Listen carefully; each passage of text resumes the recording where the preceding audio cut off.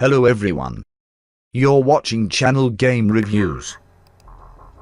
Drawing heavy inspiration from mid-90s titles like the Japanese-developed Dr. Hauser and Silent Hill, back in 1995 exists almost solely to take gamers on a journey through time and play a game that looks and feels like it came out of the mid-90s. While it certainly does this, back in 1995 fails to capture more than just a look. It doesn't entertain, challenge, or provide any memorable aspects aside of stylistic flair, despite an apparent effort from solo developer Takaraki Ichijo. To its credit, the aesthetic of back in 1995 does harken to the year of its namesake. CRT visuals cascade over the screen in realistic fashion, sending players back to a time of bulky tube-based televisions and murky, stretched visuals. For loading screens feature a pixelated rotating disc icon akin to games on the original PlayStation, and the game even goes to a fake input screen of a television on occasion, as if a cable became loose on the gamma's display.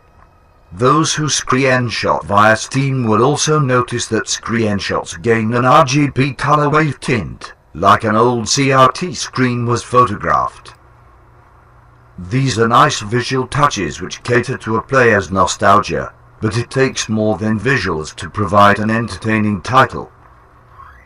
Gamers who quest through back in 1995 will find little entertainment in both gameplay and plot to keep their attention locked in a vice. For a game with a limited number of quests, Ichijo failed to mix anything up. Once players have completed the first fetch quest, they should be prepared for the rest of the game to repeat the same quest in slight variants. Though the game eventually builds some semblance of a plot, everything in the beginning will seemingly happen for no reason, and it doesn't get much better once the explanation comes into play in the final chapter.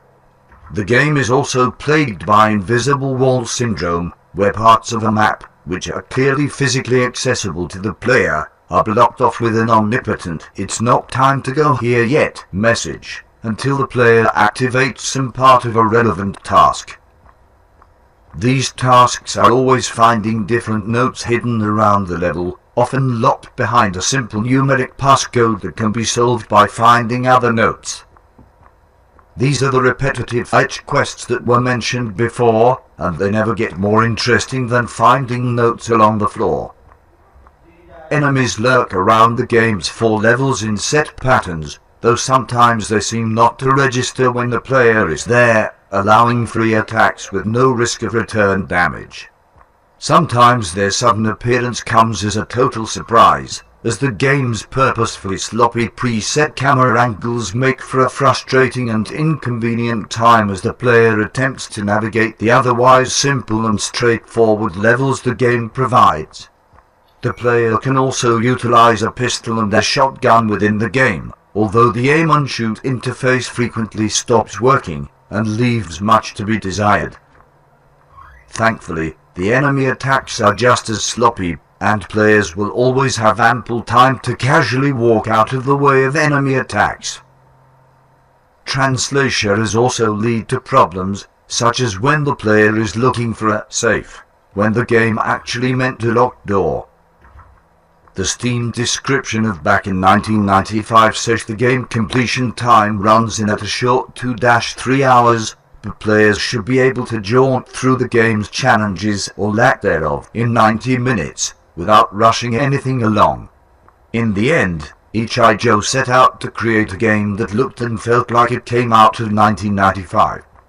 To that end, back in 1995 is a complete success. It brings waves of nostalgia, riddled with all the faults of old game design mentalities and shortcomings. As an experiment it was certainly a success, but as a game, it completely falls apart under the weight of these flaws. Enemy eyes atrocious, levels are bland and boring, and the game mechanics each bring their own set of problems into the mix. This isn't a fun game, just a social experiment in nostalgia. Coming in with a $10 price tag, this title should only be purchased by gamers yearning to remember gameplay from 1995, and who don't want to use an old console or emulator for the experience.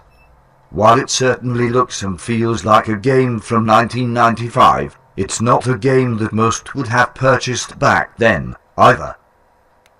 Game Reviews channel is specialized channels commented the latest games and most compelling in English. These new games are being preferred on the market. We look forward to your support.